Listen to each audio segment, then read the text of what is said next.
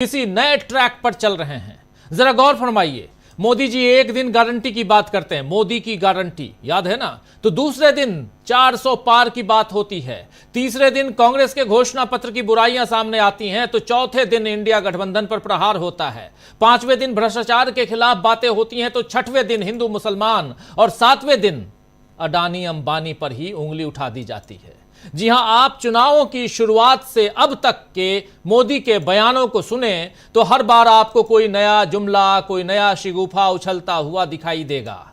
जैसे आज ही प्रधानमंत्री की आर्थिक सलाहकार परिषद ने बताया है कि देश में मुसलमानों की आबादी बढ़ रही है और हिंदुओं की आबादी घट रही है। अब मोदी ने एक बार भी जनगणना तो करवाई नहीं, तो फिर ये आंकड़े कहां से पेश किए और क्यों पेश किए गए, यह सोचने वाली बात है। खैर, मोदी का कोई भी काम, कोई भी बयान चुनावी फायदे के बिना नहीं होता है, यह तो जाहिर हो चुका है। लेकिन मोदी के फायदे के चक्कर में आम आदमी का लगातार नुकसान ही हो रहा है। जैसे आज गुरुवार का दिन देश के शेयर बाजार के लिए बड़ा बुरा साबित हुआ। सेंसेक्स और निफ्टी ऐसे धड़ाम गिरे कि निवेशकों के 7 लाख करोड़ रुपए डूब गए। जो छोटे निवेशक हैं उनकी तो जमा पूंजी एक झटके में स्वाहा हो गई, लेकिन यह गिरावट बड़े निवेशकों के पैसा उठाने से ही आई है। तो सवाल उठता है कि आखिर ये कौन लोग हैं जिन्होंने शेयर बाजार से अपना पैसा उठाया और क्यों उठाया? क्या उन्हें सरकार बदलने की क्या मोदी के कल के अडानी अंबानी वाले बयान से इसका कोई वास्ता है, कोई संबंध है? क्योंकि कल राहुल गांधी ने जिस तरह मोदी जी की क्लास लगाई है, उससे समझ आ गया कि अडानी अंबानी पर इस बार मोदी गलत तरीके से खेल गए, यानी कि सेल्फ गोल कर बैठे नरेंद्र मोदी, और बीजेपी को इसका नुकसान हो गया। आइए जरा सुन लीजिए राहुल गांधी को। कल जैसे ही नरेंद्र मोदी का बयान आया था, उसके बाद राहुल गांधी ने सीधा सीधा नरेंद्र मोदी को कुछ समझा दिया कि कैसे काम करें नरेंद्र मोदी, कैसे पॉलिटिक्स करें, और अगर आप में दम है तो आप पहले अपनी जांच एजेंसियों को इन दोनों के यहां भेज दीजिए। सुनिए जरा। नमस्कार मोदी जी, थोड़ा सा घबरा गए क्या? नॉर्मली आप बंद कमरों में अदानी जी अंबानी जी की बात करते हो, पहली बार आपने पब्लिक में अदानी अदानी अंबानी बोला। और आपको यह भी मालूम कि ये टेम्पो में पैसा देते हैं? क्या ये आपका पर्सनल एक्सपीरियंस है क्या? एक काम कीजिए, सीबीआई को इनके पास भेजिए ना, पूरी जानकारी करिए, इंक्वायरी कराइए, जल्दी से जल्दी कराइए, घबराइए मत मोदी जी। और मैं देश को फिर से दोहरा के कह रहा हूं, जितना पैसा नरेंद्र मोदी जी ने इनको दिया है ना, उतना ही पैसा हम हिंदुस्तान के गरीब लोगों को देने जा रहे हैं। महालक्ष्मी योजना, पहली नौकरी पक्की योजना, इन योजनाओं के माध्यम से करोड़ों लाखपति बनाएंगे हम। इन्होंने 22 अरबपति बनाए हैं, हम करोड़ों लाखपति बनाएंगे। तो ये कल सीधा सीधा हमला नरेंद्र मोदी के ऊपर राहुल गांधी का आपने सुना, और आज तो राहुल गांधी ने सीधे इंडिया की सरकार बनने, ये कह रहे हैं राहुल गांधी की 4 तारीख को जब इंडिया की सरकार बन रही है तो हम 15 अगस्त से 30 लाख युवाओं को रोजगार देने का काम शुरू कर देंगे। आइए जरा सुन लेते हैं, क्योंकि यहां पर राहुल गांधी सीधे उस कॉन्फिडेंस के साथ बात कर रहे हैं। राहुल गांधी उन बातों को सामने ला रहे हैं जिसमें वो बार बार कह रहे हैं कि वो बार बार भटकाने का काम करेंगे, लेकिन हमें भटकना नहीं है। हमारा मुख्य मुद्दा जो है वो गरीबी, बेरोजगारी, युवाओं के लिए रोजगार, और सबसे बड़ी बात कि संविधान को बचाना है। ये सारी बातें राहुल गांधी बार बार दोहरा रहे हैं। सुनिए जरा आज क्या कुछ कह रहे हैं राहुल गांधी। देश की शक्ति, देश के युवाओं, नरेंद्र मोदी के हाथ से चुनाव निकल रहा है, वो स्लिप कर रहे हैं और हिंदुस्तान के प्रधानमंत्री नहीं बनेंगे।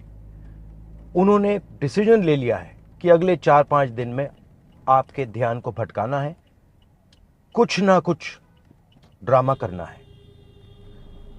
आपके ध्यान को भटकना नहीं चाहिए। बेरोजगारी सबसे बड़ा मुद्दा है।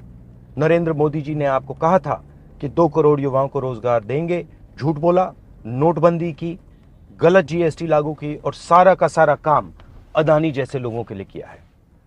हम भर्ती भरोसा स्कीम ला रहे हैं। 4 जून को इंडिया गठबंधन की सरकार आ रही है। 15 अगस्त तक भर्ती भरोसा स्कीम में 30 लाख युवाओं को रोजगार देने का काम शुरू हो जाएगा।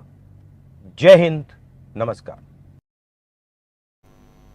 तो यह साफ साफ राहुल गांधी ने बता दिया कि 4 जून को इंडिया गठबंधन की सरकार आ रही है, यानी कि नरेंद्र मोदी की सरकार जा रही है। और यह बात राहुल गांधी बार बार कह रहे हैं, यानी भविष्यवाणी हो रही है कि बीजेपी की सरकार इस बार नहीं बन रही है। इधर उत्तर प्रदेश में भी इस बार मोदी के हाथ से बाजी फिसल रही है। इसलिए ऐसा यहां कहा जा रहा है क्योंकि उत्तर प्रदेश 80 सीटों वाला प्रदेश है, सबसे बड़ा राज्य है।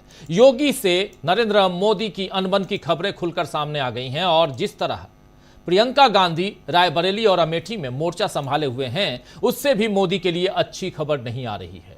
रायबरेली को प्रियंका ने राहुलमय बताया और वहीं अमेठी से भी स्मृति ईरानी के लिए इस बार अच्छे आसार नजर नहीं आ रहे हैं। यानी दोनों जगहों पर, चाहे वो अमेठी हो या रायबरेली, यहां प्रियंका गांधी ने वहां डेरा डाल दिया है और राहुलमय करने की कोशिश लगातार प्रियंका गांधी कर रही हैं। सुनिए जरा प्रियंका गांधी को सीधे रायबरेली से। भैया ने 4000 किलोमीटर की पैदल यात्रा की, किस लिए? जनता की समस्याओं को सुनने के लिए, ये जानने के लिए कि आपके जीवन में कौन सी ऐसी मुश्किलें हैं जिनसे आप जूझ रहे हो। ये यात्रा करने के बाद उन्होंने फिर एक और यात्रा की, 4000 किलोमीटर और चले गाड़ी से। इस बार मणिपुर से मुंबई तक, पहली वाली कन्याकुमारी से कश्मीर तक थी। आप थोड़ा पीछे हो जाएंगी तो इनको भी दिख जाएगा। तो भैया ने ये यात्राएं की आपकी बातों को सुनने के लिए, आपको समझने के लिए। जब वापस आए तो जितने भी कांग्रेस पार्टी के बड़े नेता हैं उनको बिठाया और बोला कि हमें इस बार इस चुनाव में एक ऐसा घोषणा पत्र बनाना चाहिए जिसमें 2 चीज स्पष्ट होनी चाहिए। सबसे पहले जो हम वादे करेंगे वो ऐसे वादे होने चाहिए जिनको हम पूरा कर सके। दूसरा, जनता के साथ बहुत अन्याय हुआ है इन 10 सालों में।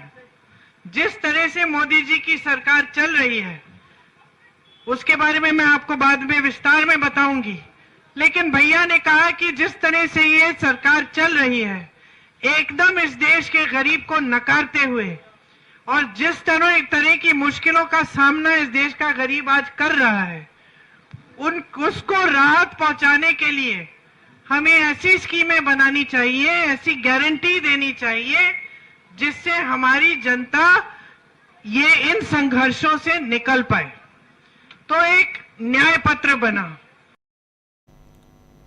तो सुन रहे हैं आप, यहां प्रियंका गांधी साफ साफ राहुल गांधी की जो पूरी की पूरी रूपरेखा रही है इस चुनाव की, उसको यहां रखते हुए और अगली प्लानिंग को बताते हुए प्रियंका गांधी रायबरेली में, अमेठी में और लगातार वहां डेरा डाले हुए हैं प्रियंका गांधी और राहुल गांधी के संदेश को पहुंचा रही हैं। और उसी उत्तर प्रदेश में बीजेपी की हार की भविष्यवाणी अखिलेश यादव भी कर रहे हैं। अखिलेश यादव ने क्या कुछ कहा है, आज धरौरा में उन्होंने सभा की और सभा के बाद उस जो आम रैली हुई, उस रैली में अब अखिलेश यादव ने जो बातें कही हैं जरा उसको भी सुन लीजिए।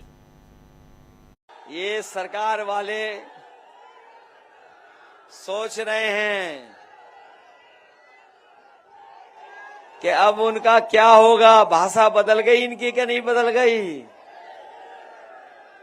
पिछले 3 चरणों में जब से ये हारे हैं, इनके बड़े बड़े नेताओं की भाषा बदल गई है और दिल्ली वाले जो प्रधान सांसद हैं वो तो जाने कितना घबरा गए हैं। अब तो वो अपने ही खासम खास लोगों के लिए बुरा भला कह रहे हैं। जो सबसे करीब थे उनके, जो दाना पानी का इंतजाम करते थे, उनके खिलाफ ही हैं। बताओ, अपने लोगों के खिलाफ ही नहीं हो गए। तो यहां पर आप सुन रहे थे अखिलेश यादव सीधा सीधा कैसे भाषा बदल गई है, कैसे सब कुछ धीरे धीरे बदल रहा है। और दिल्ली वाले प्रधान सांसद यानी नरेंद्र मोदी का जिक्र करते हुए अखिलेश यादव, वही नरेंद्र मोदी जिस तरह बार बार अपने बयानों को बदल रहे हैं, झूठ बोल रहे हैं, मुद्दों की बात न करके इधर उधर की बातों में जनता को फंसाने की कोशिश कर रहे हैं, उससे बीजेपी के हार के लक्षण दिखाई दे रहे हैं। तो क्या बीजेपी के हार की भविष्यवाणी के लिए मोदी ही जिम्मेदार हैं? या 10 सालों का बीजेपी सरकार का ट्रैक रिकॉर्ड उसे इस बार सत्ता की रेस से बाहर कर देगा। लेकिन इसी बीच कांग्रेस पार्टी ने एक प्रेस कॉन्फ्रेंस की और उस प्रेस कॉन्फ्रेंस में कल से लेकर आज तक के घटनाक्रम को अपने अंदाज में रखा है सुप्रिया श्रीनेत ने। आइए जरा वो भी सुन लेते हैं। मैं एक छोटा सा वाक्य आपको सुना देती हूं, आप लोग को पता होना चाहिए, और उसके बाद अपनी बात जरूर करूंगी। आज सवेरे आप जैसे प्रबुद्ध न्यूज रूम के यहां से एक फोन आया। अडानी और अंबानी जी दोनों के बड़े बड़े नेटवर्क हैं। महामानव कल तेलंगाना में बोल रहे थे, तड़ातर फ्लैशेस चल रहे थे। भाई महामानव बोल रहे थे तो आप लोग को तो 24 घंटे दिखाना ही पड़ेगा। खूब फ्लैश चला रही थी डेस्क, ये बोला, ये किया, ये कहा, ये राहुल गांधी को उन्होंने कर दिया, ये कांग्रेस को कटघरे में खड़ा कर दिया, ये गोला दाग दिया मोदी जी ने। एकदम से 2 शब्द सुनाई दिए, अडानी और अंबानी। सख्ते में आ गए सब लोग, न्यूज रूम में सन्नाटा छा गया। अब सब लोग बिल्कुल चुप, ये क्या बोल गए। फिर उन्होंने आगे बोला, ये लोग टेम्पो में भर भर के काला धन बांट रहे हैं। तो जो शिफ्ट एडिटर थे उन्होंने कहा, निकालो निकालो, कट करो, लाइव से कट करो, ये क्या बोल रहे हैं इनको खुद नहीं पता है। लेकिन चीफ एडिटर तो साहब अभी आके इंटरव्यू करके आए थे, मोदी जी का चरण वंदन करके आए थे। उन्होंने कहा नहीं मोदी जी हैं, चलने दो। 3-4 मिनट चलता रहा। अडानी अंबानी को गाली पे गाली पड़ रही है। बोला जा रहा है काला धन चला रहे हैं, बोला जा रहा है टेम्पो में भर भर के बांट रहे हैं। तब तक तो आ गया मोटा भाई का फोन। उन्होंने कहा, ये आदमी हमें गालियां दे रहा है, ये आदमी हमें काला धन बोल रहा है और आप चला रहे हैं। तो बहुत सारे लोगों की नौकरी कुछ न्यूज रूम में खतरे में आ गई है। ये आपकी जानकारी के लिए बस मैं बता दूं। लेकिन आज सवेरे कुछ तस्वीरें आई। ये टेम्पो के बाहर की तस्वीर है, ये टेम्पो के बाहर की तस्वीर है और ये टेम्पो के अंदर की तस्वीर है। इन्हीं टेम्पो में भर भर के काला धन बांटने की बात मोदी जी कर रहे हैं। एक टेम्पो में खुद चढ़ रहे हैं, एक में बैठे हुए हैं और मस्त लग्जरी आराम से अडानी जी के साथ। टेम्पो के बाहर की, टेम्पो के अंदर की तस्वीरें। यही तस्वीर तो दिखाई थी राहुल गांधी जी ने, याद है ना आप सबको। नरेंद्र मोदी जी से भ्रष्टाचार का खुलासा अगर किसी ने कराया है तो वो राहुल गांधी ने कराया है, क्योंकि लगातार उन्होंने अडानी और मोदी की बखिया उधेड़ी है। उन्होंने अडानी अंबानी जो संसाधनों पे जमकर बैठे उसकी बखिया उधेड़ी है। तो यही अंदर बाहर की तस्वीरें हैं।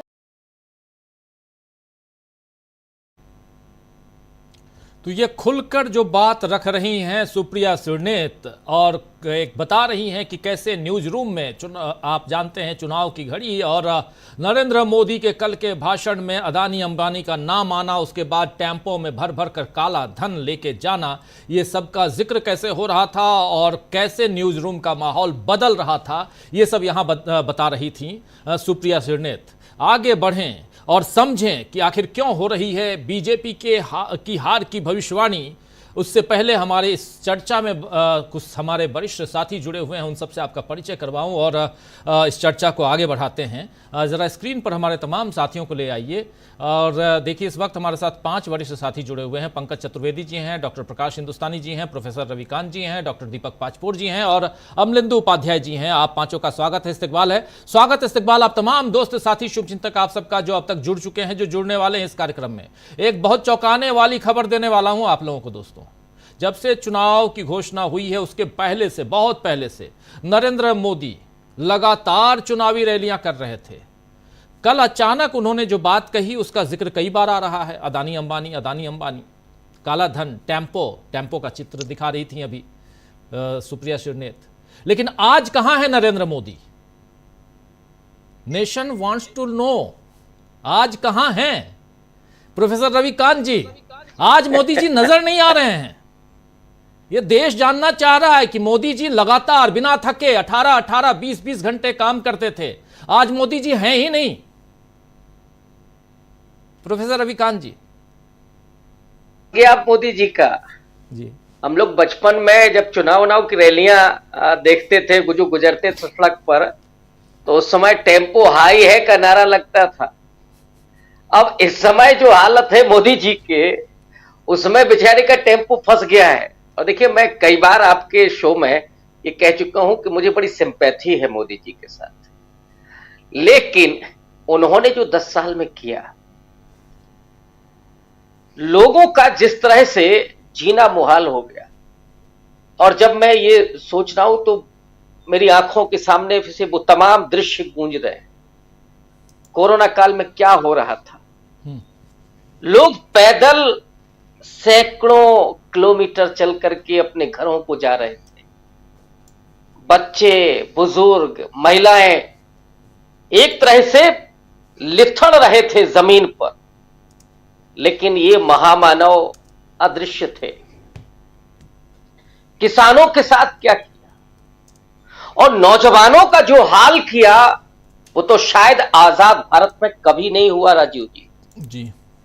इतना बेबस और लाचार नौजवान जिसके पास डिग्रियां हैं, लेकिन उसकी आंखों में अब नौकरी का सपना नहीं होता है, फांसी का फंदा होता है। यहां तक कौन लेकर के गया? नरेंद्र मोदी। दलितों के साथ क्या हुआ, पिछड़ों के साथ क्या हुआ, आदिवासियों पर आप क्या कर रहे थे?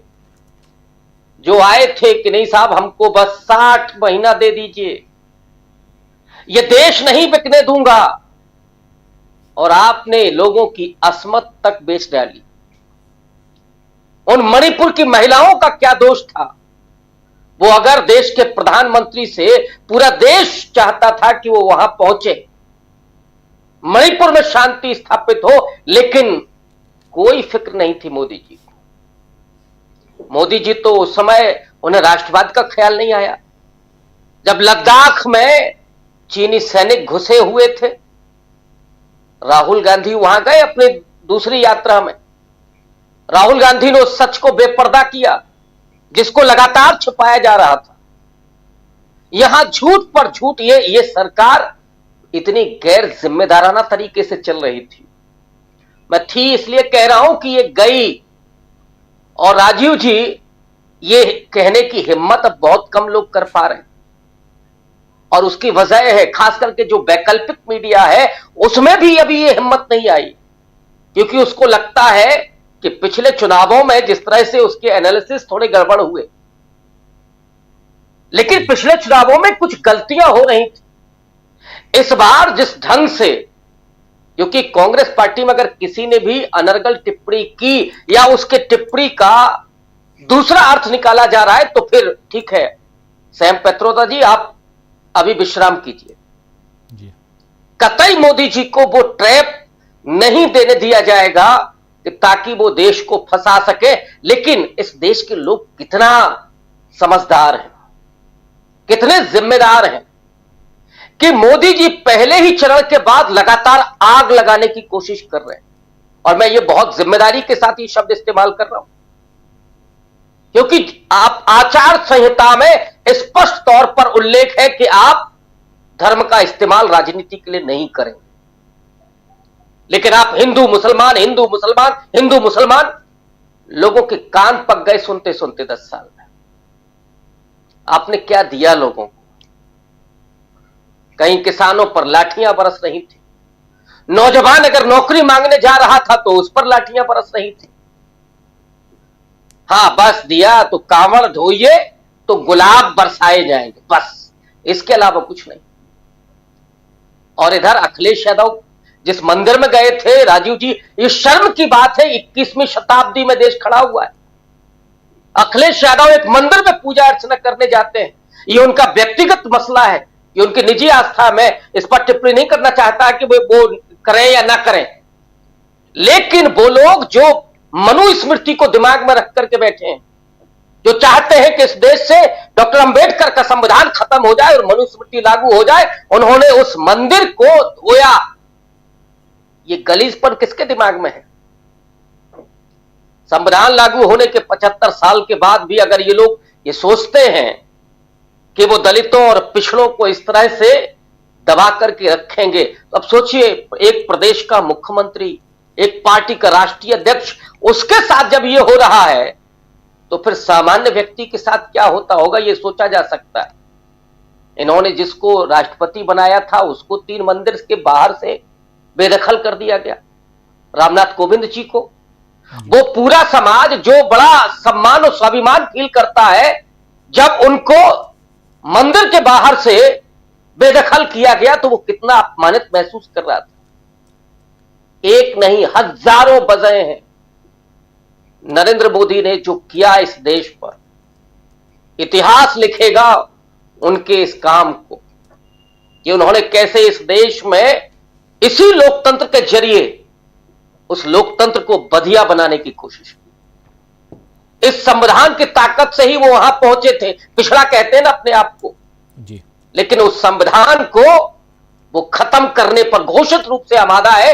लेकिन मैं फिर दोहराऊंगा कि इस देश का जो अवाम है, जो नागरिक है, वो बेहद समझदार और जिम्मेदार है।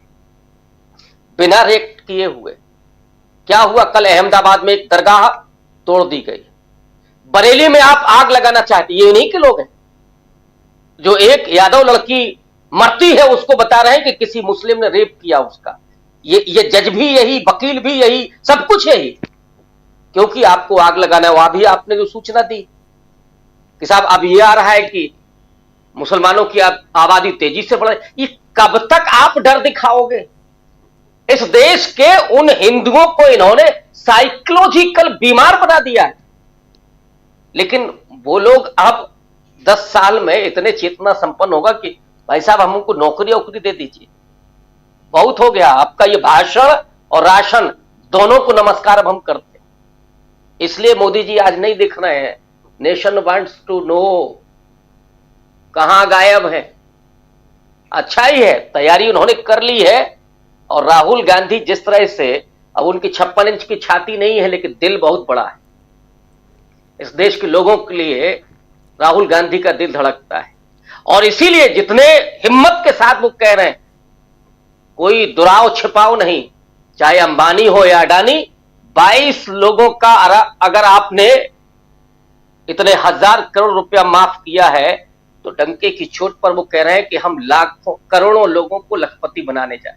ये सपना पैदा करना, देश को ऊर्जावान रखना, देश को दिमागी रूप से बीमार और गुलाम नहीं बनाना, ये इस देश के स्वाधीनता आंदोलन के खून में है। और उसी की विरासत, उसी रवायत को लेकर के राहुल गांधी आगे बढ़ रहे हैं और पूरा देश उनका इस्तकबाल कर रहा है, पूरा देश उनकी अगवानी कर रहा है। और मुझे लगता है कि चुनाव में मोदी जी को लोगों ने नकार दिया है पूरे तरीके से। इसलिए अगर आज वो गायब है तो कोई आश्चर्य नहीं। नरेंद्र मोदी जी आज गायब हैं, आज नहीं हैं। नरेंद्र मोदी दिखाई नहीं दिए, चुनावी सभाएं नहीं उनकी, कुछ नहीं। कल उन्होंने अचानक अदानी, अंबानी और काले धन और टेम्पो, इन 4 शब्दों का इस्तेमाल किया। उसके बाद से बिल्कुल सत्ता पक्ष के सामने विपक्ष जो है वो हमलावर दिखाई दिया। नरेंद्र मोदी को सीधे चैलेंज करते हुए राहुल गांधी, आपने एक नहीं कई बार सुना उनके उस बयान को, कल जो उन्होंने रिकॉर्ड करके वीडियो जारी किया था। और उसके बाद से आज एक दूसरी खबर आती है। ट्रैक थोड़ा सा बदलने की कोशिश, फिर से हिंदू मुसलमान पे आने की कोशिश बीजेपी करती है, लेकिन उस कोशिश में नरेंद्र मोदी कहीं दिखाई नहीं देते हैं। नरेंद्र मोदी का जो पीएमओ, उनके आर्थिक सलाहकार सामाजिक या सांख्यिकी विभाग का कोई नहीं, जहां पर जनगणना की बात होती है। आर्थिक सलाहकार ये बताता है कि इस देश में आज़ादी के बाद से मुसलमानों की आबादी में 43% की बढ़ोतरी हुई है और हिंदुओं की आबादी 8% गिरी है। ये कौन सा आंकड़ा है? 2011 के बाद 2021 के आंकड़े तो आप लेके आए नहीं। ये आर्थिक सलाहकार महोदय ये आंकड़ा कहां से लेके चले आए? और ये डर भय किसको दिखाने की कोशिश हो रही है? क्या इन आंकड़ों के आधार पे आज भी अगर ऐसे देखिए तो 20 करोड़ मुसलमान हैं इस देश में, 22 करोड़ होंगे, 22 करोड़ मुसलमान हैं, बाकी हिंदू हैं, कहां से बढ़ गए? और इतने बढ़ गए, और बढ़ भी गए तो क्या हुआ? ये उनका देश नहीं है क्या? ये डर जो अभी कह रहे थे प्रोफेसर रविकांत जी, ये भय या डर दिखा करके आप क्या बताना चाहते हैं? किस दिशा में इस चुनाव को लेके जाना चाहते हैं? लेकिन मैदान छोड़ के आज कहां हैं नरेंद्र मोदी? उससे पहले आखिर क्यों हो रही है भविष्यवाणी, हार की भविष्यवाणी, जिसके बारे में अभी प्रोफेसर रविकांत जी भी कह रहे थे कि मुझे गुरेज नहीं है। और ये बात बिना गुरेज के, बिना डर के, बिना भय के बहुत लोग अब कहने लगे हैं आखिर कि क्यों। और अभी आपने राहुल गांधी का सुना, कह रहे हैं, जरा एक बार फिर से राहुल गांधी को आज की उनकी बाइट है उसको ले आइए, और साफ साफ कह रहे हैं कि अब आप हार चुके हैं, पिछड़ रहे हैं, और फिसल रहे हैं। जरा सुन लीजिए, फिर आता हूं प्रोफेसर डॉक्टर प्रकाश हिंदुस्तानी जी के पास में। देश की शक्ति, देश के युवाओं, नरेंद्र मोदी के हाथ से चुनाव निकल रहा है। वो स्लिप कर रहे हैं और हिंदुस्तान के प्रधानमंत्री नहीं बनेंगे। उन्होंने डिसीजन ले लिया है कि अगले 4-5 दिन में आपके ध्यान को भटकाना है, कुछ ना कुछ ड्रामा करना है। आपके ध्यान को भटकना नहीं चाहिए। बेरोजगारी सबसे बड़ा मुद्दा है। नरेंद्र मोदी जी ने आपको कहा था कि 2 करोड़ युवाओं को रोजगार देंगे, झूठ बोला, नोटबंदी की, गलत जीएसटी लागू की और सारा का सारा काम अदानी जैसे लोगों के लिए किया है। हम भर्ती भरोसा स्कीम ला रहे हैं। 4 जून को इंडिया गठबंधन की सरकार आ रही है। 15 अगस्त तक भर्ती भरोसा स्कीम में 30 लाख युवाओं को रोजगार देने का काम शुरू हो जाएगा। जय हिंद, नमस्कार। अदानी का नाम आज फिर ले लिए नरेंद्र मोदी कल बोल रहे थे, और यहाँ राहुल गांधी आज अदानी का नाम फिर ले लिए। कल कह रहे थे कि अब जब से चुनाव की घोषणा हुई है अदानी अंबानी का नाम नहीं ले रहे हैं राहुल गांधी, और पैसे काला धन जो है वो टेम्पो में भर भर के ले गए हैं, लेकिन आज फिर ले रहे हैं नाम। प्रकाश हिंदुस्तानी जी, देखिए कितना मज़ेदार है, चीज़ों को बहुत गंभीरता से भी सुनने समझने की कोशिश कीजिए, और थोड़ा सा मुस्कुराते हुए भी, व्यंग्यकार के रूप में भी आप इन बातों को सामने लेके आइए। तो जो भी है एंटरटेनमेंट तो पूरा है, फुल एंटरटेनमेंट है। 4 जून को रिजल्ट का भी पता यहाँ पर बता रहे हैं राहुल गांधी, और ऐसे बहुत लोग बता रहे हैं कि मोदी जी जा रहे हैं, साफ साफ क्लियर कह रहे हैं। जरा आपसे समझो, मध्य प्रदेश से लेकर के उत्तर प्रदेश तक, और अब ये चुनाव यही है, इसलिए मध्य प्रदेश उत्तर प्रदेश की बात कर रहा हूँ क्योंकि एक फेज मध्य प्रदेश, उत्तर प्रदेश में तो अभी आखिरी तक है चुनाव। आखिरी फेज में नरेंद्र मोदी का चुनाव है वाराणसी से 1 तारीख को, और उससे पहले बिहार भी है, और दूसरे कुछ राज्य भी हैं, पंजाब है, हरियाणा है। हरियाणा की हालत आप देख रहे हैं। क्या आप भी इस भविष्यवाणी के साथ जाते हुए नजर आते हैं? खुद को कहाँ आप रख रहे हैं? और ये हिंदू मुसलमान के ट्रैक को आज फिर से लाने की जो कोशिश है, इस कोशिश को कैसे देखा जाए? क्या बार बार जो अभी राहुल गांधी कह रहे थे कि वो लेके आने की कोशिश करेंगे, लेकिन हमारा मुद्दा, हमारी बातें बिल्कुल वही हैं कि देश के युवा हैं, युवा शक्ति, उनको रोजगार देना मेरी पहली प्राथमिकता है। कल उन्होंने महिलाओं का जिक्र किया था। 5 न्याय की बात राहुल गांधी लगातार कर रहे हैं। आज राहुल गांधी थे वहाँ तेलंगाना में, वहाँ भी जहाँ देश में हिंदू मुसलमान और बाकी चीज़ों की बात हो रही है, वहाँ राहुल गांधी वहाँ पर भी वही बात रख रहे थे, 5 न्याय, और उंगलियों पे गिन के उन बातों को रख रहे हैं। क्या ये सबसे बड़ी ताकत है जिसके आधार पे आज की तारीख में राहुल गांधी या इंडिया गठबंधन के नेता हार की भविष्यवाणी कर रहे हैं बीजेपी की? राजीव जी, पिछले दिनों ओटीटी पर एक शो आया था, कपिल शर्मा का शो, और वो 5 दिन में बंद हो गया। 5 एपिसोड के बाद बंद हो गया, लोगों ने देखना पसंद ही नहीं किया। तो कई लोगों ने कहा भाई ऐसा क्या है, क्या कपिल शर्मा से बड़ा कोई आ गया है मनोरंजन करने वाला? तो लग ये रहा है लोगों को कि हर रोज तो नए नए आइटम देखने को मिल रहे हैं लोगों को। नए नए आइटम में नई नई चीजें आ जाती है, और कभी हिंदू मुसलमान, कभी मंगलसूत्र, कभी सोना, कभी घर, कभी विरासत, भैंस भी आ जाती है। तो ये सब चीजें देखकर मुझे लगता है कि लोगों ने सोचा कपिल शर्मा के शो को देखने की जरूरत क्या है, जब हमारे माननीय प्रधानमंत्री ये मेहता कार्य कर रहे हैं और इसके बिना देश में गुजारा होगा नहीं। अब वो लेके आए हैं टेम्पो वाली बात, और ये कि अडानी अंबानी की बात क्यों नहीं करते। आज सुप्रिया श्रीनेत ने भी ये बात बता दी कि क्यों नहीं करते वो, और वे बार बार ये कहते हैं। राहुल गांधी ने जो जो आरोप लगाए वो काम इस सरकार ने, एनडीए की सरकार ने किस तरह किए, ये बहुत ही दुखद है। नोटबंदी के प्रस्ताव मनमोहन सिंह के जमाने में कई बार मिलते रहे, लेकिन एक गैर अर्थशास्त्री की बात पर, एक योग गुरु की सलाह पर प्रधानमंत्री अगर आर्थिक फैसला लेंगे तो क्या होगा, आप इसकी कल्पना कर सकते हैं। और वैसे ही आज जिस तरह देश का आर्थिक सलाहकार बताता है कि भारत की आबादी किस तरह बढ़ रही है, तो हर आदमी सवाल कर रहा है कि अगर मुस्लिमों में बहुत आबादी बढ़ रही है, एक मुस्लिम की 4 बीवियां हैं, तो क्या मुसलमानों में महिलाओं की आबादी 4 गुना है कि हर मुसलमान 4-4 शादियां कर सके? तो बड़ी ही हास्यास्पद बातें हो रही। और अब अडानी अंबानी का नाम राहुल गांधी लगभग रोज ही लेते हैं, लेकिन उस बारे में भी प्रधानमंत्री को ये बात पसंद नहीं आई कि अरे अब क्या करें, कोई ना कोई बहाना, कोई ना कोई बात उन्हें कहनी पड़ेगी। जिस तरह की बातें प्रधानमंत्री कहते हैं, एक आम आदमी की बात है। खरगोन में 3 दिन पहले प्रधानमंत्री जी आए थे मध्य प्रदेश के, और जब वे सभा करके निकल रहे थे, प्रधानमंत्री जी गए और लोग बात कर रहे थे कि क्या कहे गए प्रधानमंत्री, समझ में नहीं आया। यानी प्रधानमंत्री ऐसी बातें कर गए जो एक आम आदमी को, जो एक अजजास की आरक्षित सीट को भी, एसटी आरक्षित सीट पे भी मतदाताओं को लगा कि हमारे माननीय प्रधानमंत्री क्या बात कर रहे हैं, क्या उन्हें ये बात करनी चाहिए, क्या ये बात उनकी गरिमा के अनुरूप है। लेकिन प्रधानमंत्री जब बोलते हैं तो उन्हें लगता है कि वे ही वे हैं और वे जो बोल रहे हैं वो परम सत्य है या होने वाला। नोटबंदी की बात करो या कोरोना काल में जिस तरह से टीकाकरण हुआ, टीकाकरण को लेकर लोगों ने, करोड़ों लोगों ने पैसे देकर टीके लगवाए, और आज अखबारों में हर रोज खबरें आ रही है। क्या उस टीके के बारे में लोगों को आगाह किया गया था कि इस टीके का उपयोग, इस टीके का ये खतरा है? बल्कि दबाव डाले गए कि लोग टीका लगवाएं ही लगवाएं। फिर बूस्टर डोज तक के लिए दबाव था, उसके बिना आप रेल में यात्रा नहीं कर सकते, लॉकडाउन खत्म होने के बाद भी यात्रा नहीं की जा सकती थी, कहीं जा नहीं सकते थे, तो लोगों ने मजबूरी में वो सारे कार्य किए। लेकिन प्रधानमंत्री के बारे में अब जो पिछले दिनों जो आम आदमी बात करता है, जो पहले ये कहता था कि इस बार तो बीजेपी की सरकार तय है, वो अब ये बातें करने लगे कि सरकार किसकी बन रही है, कितनी सीटें आएगी एनडीए को, यहाँ पे बात कर रहे हैं। इसका मतलब अब लोगों को ये भरोसा है कि सरकार बदल रही है।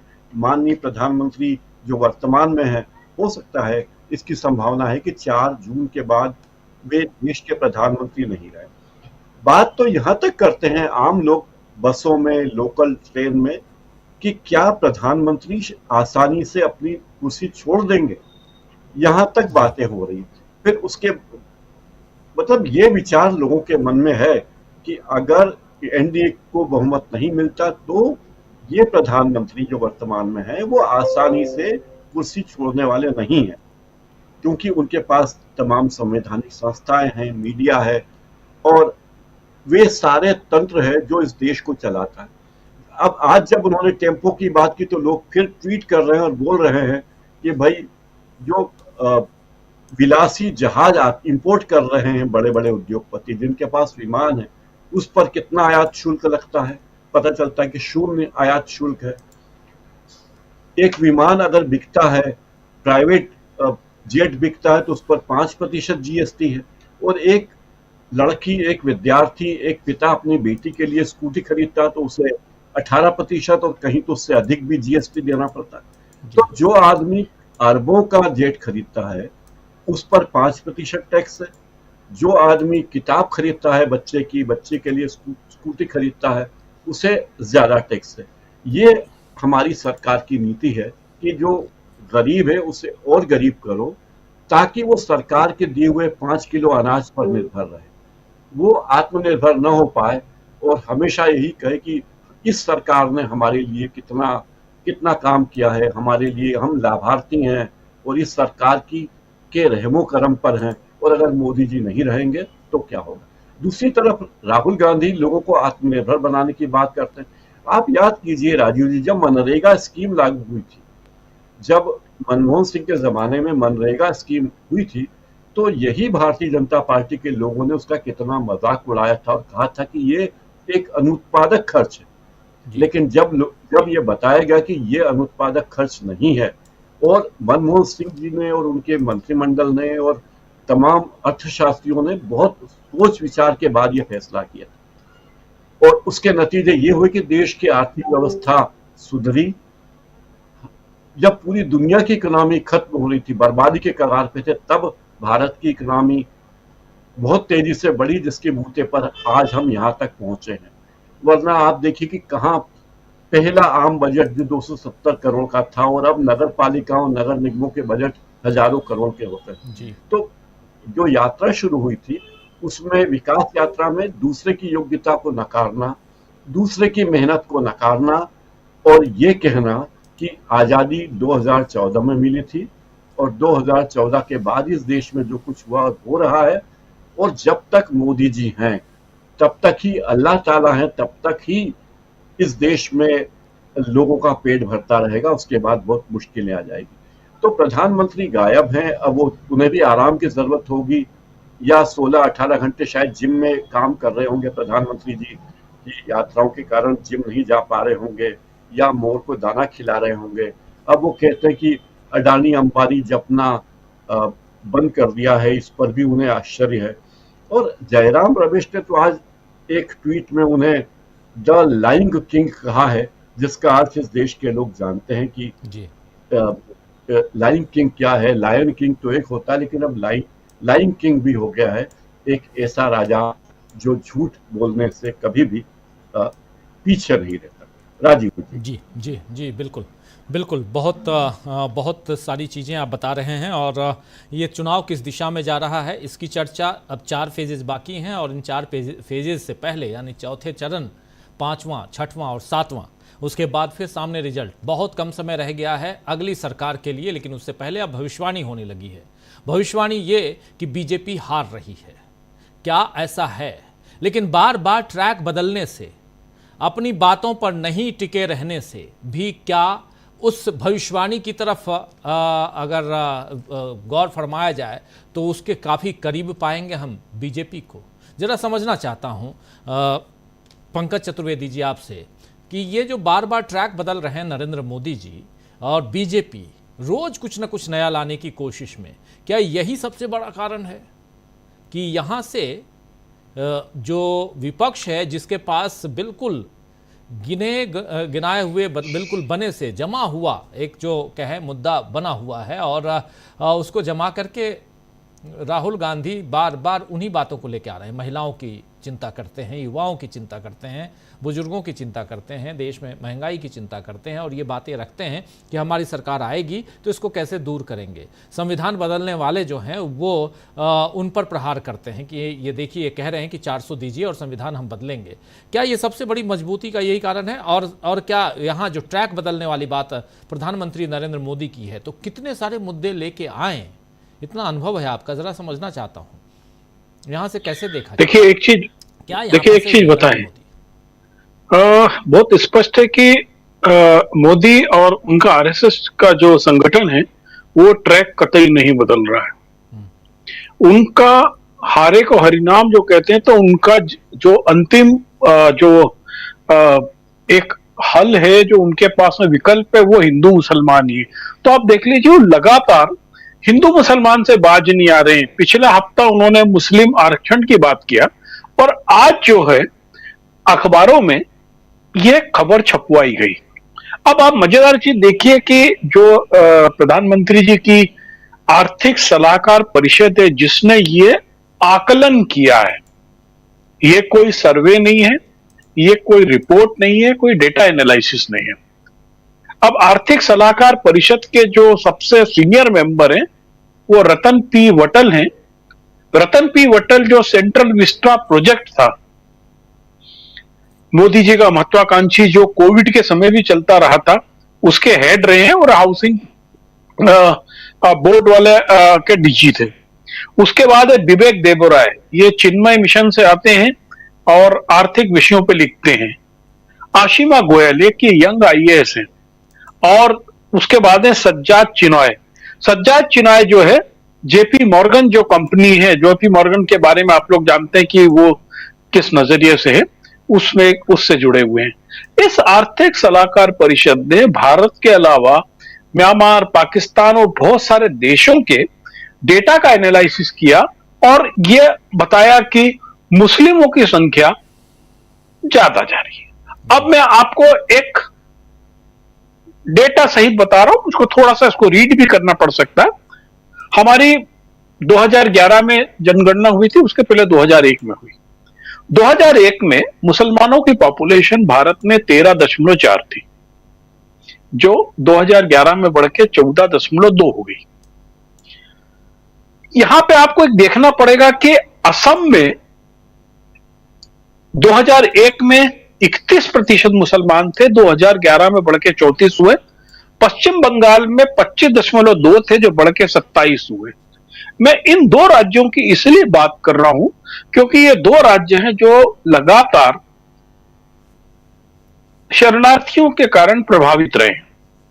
अब आपको इतना और बताऊं मैं इसके आगे, 2061 से 2011 तक के यदि हम जनगणना के आंकड़े देखें तो 1961 से 2011 तक के जो 50 साल के आंकड़े हैं, उसमें हम देखें तो भारत में हिंदुओं की आबादी कम हुई जबकि मुसलमानों की कुछ बढ़ी।